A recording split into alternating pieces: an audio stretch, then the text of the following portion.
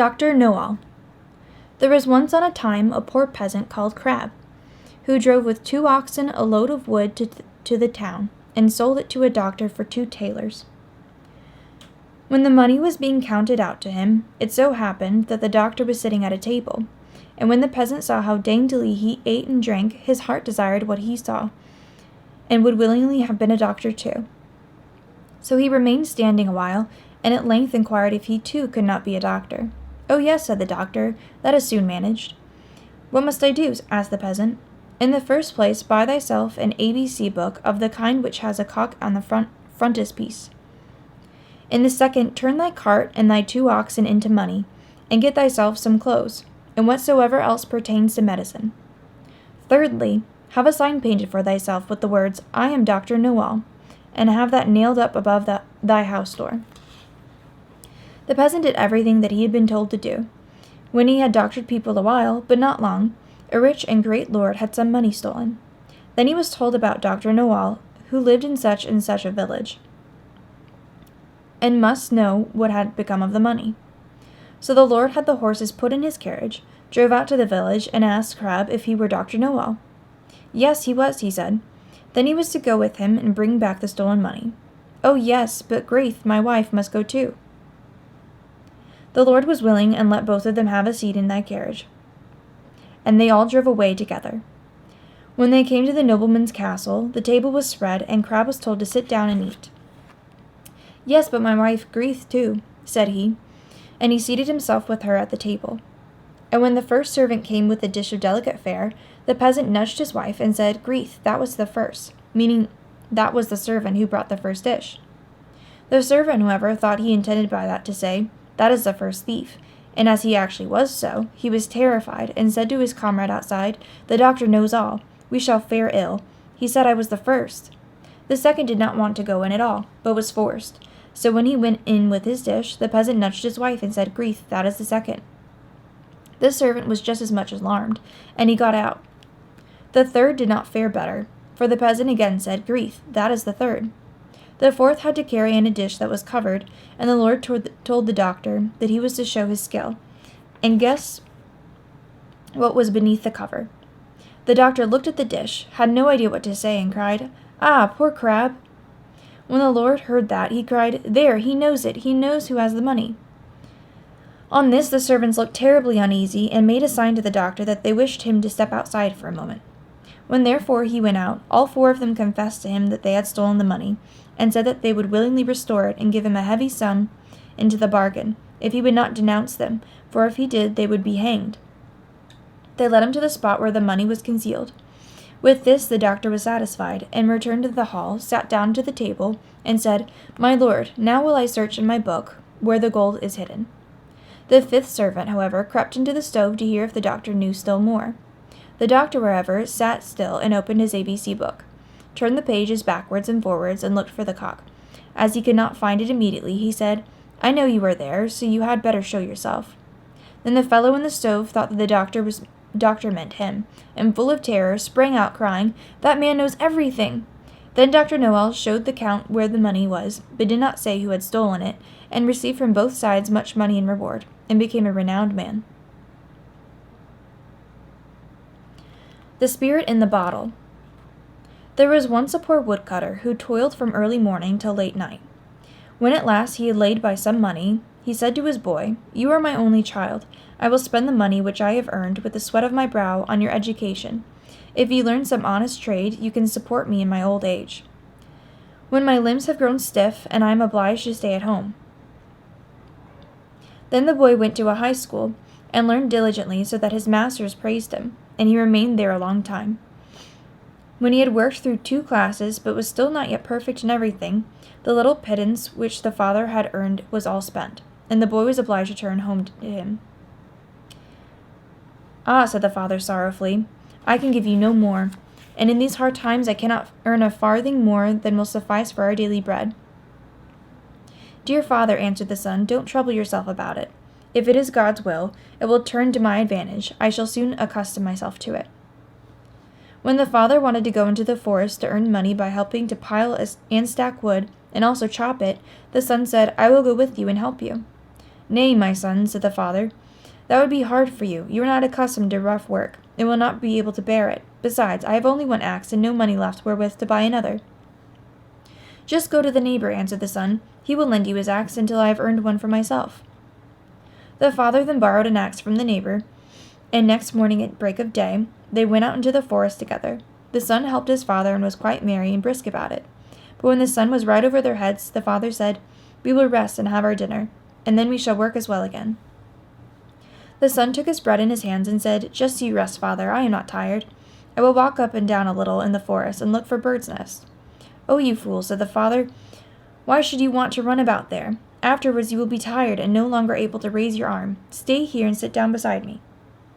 The son, however, went into the forest, ate his bread, and was very merry, and peered in among the green branches to see if he could discover a bird's nest anywhere.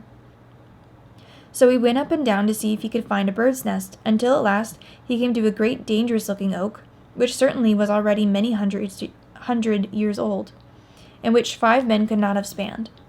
He stood still and looked at it, and thought, Many a bird must have built its nest in that.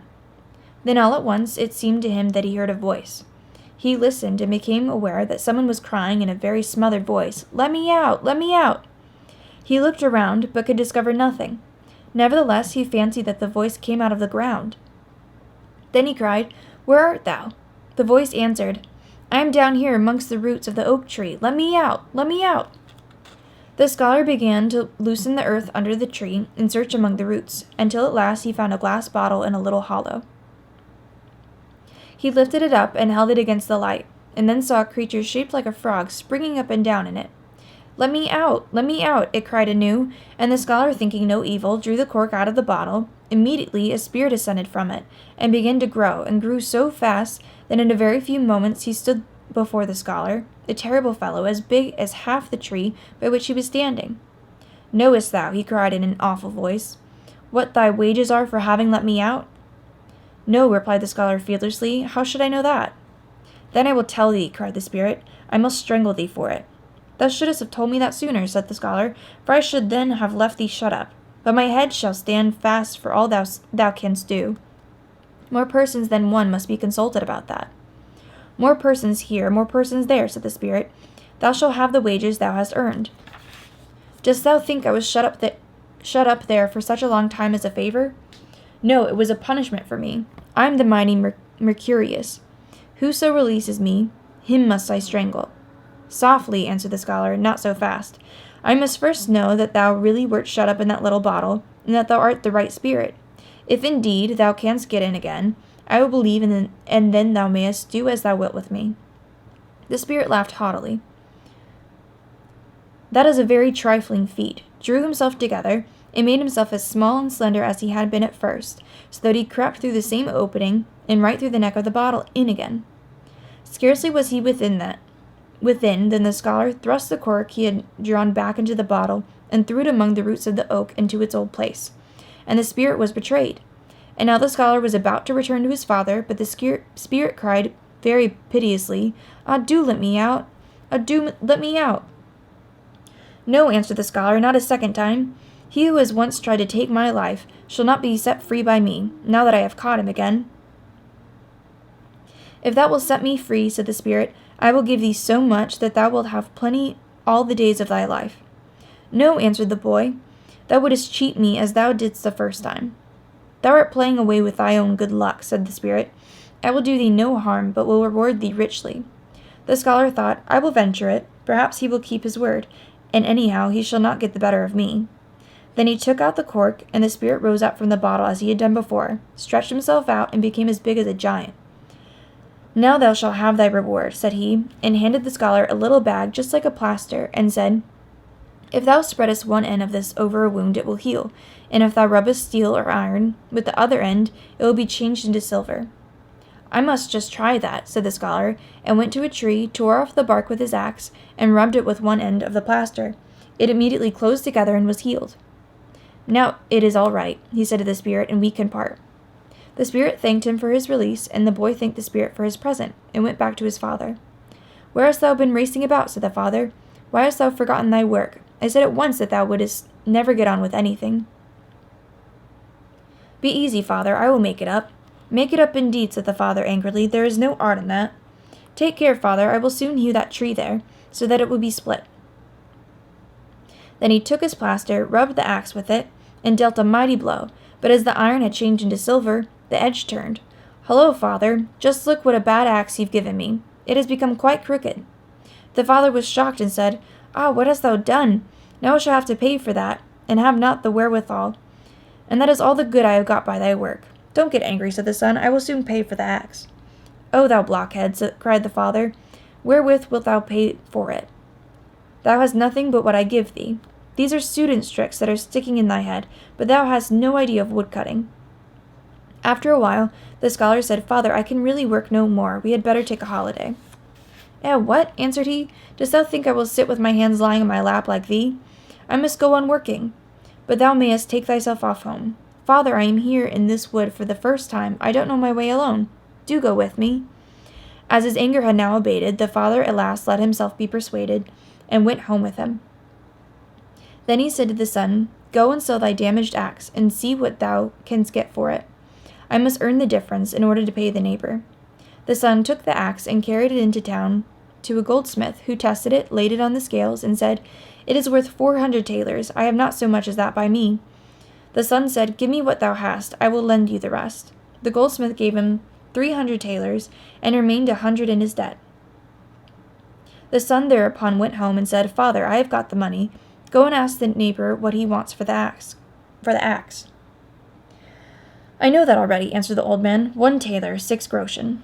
Then give him 2 talers, 12 groschen. That is double and enough. See, I have money in plenty.